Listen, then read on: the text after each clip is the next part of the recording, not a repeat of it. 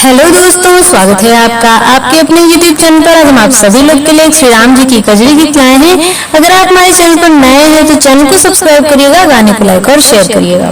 हरे राम बगिया में आए भगवान, देखन हम जावै रे हरि की। हरे राम बगिया में आए भगवान, देखन हम जावै रे हरि।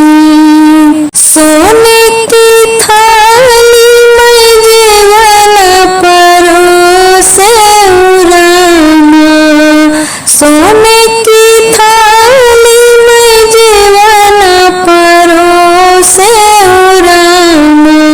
हरे रामा जीवना जेवई भगवान, देखत निक लागै रे हरि की। हरे रामा जीवना जेवई भगवान, देखत निक लागै रे हरि की। हरे रामा बगिया में आए भगवान, देखत निक लागै रे हरि।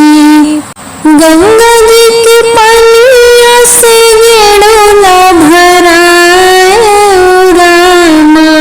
हरे रामा गंगा के पानी से गेड़ोला भराए रामा।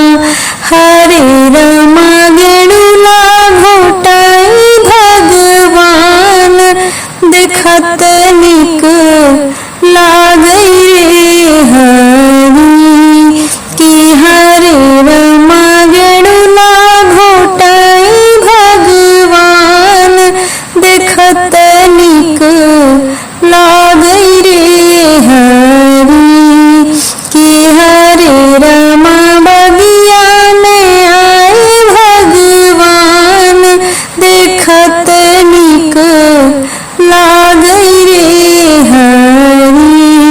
हरे रामा लाची लवंग खिली बीरा जोराए रामा। हरे रामा लाची लवंग खिली बीरा जोराए रामा। हरे रामा बीरवा को चाई भगवान, देखत निक लागै रे हरि की। हरे रामा बीरवा को चाई भगवान, देखत निक लागै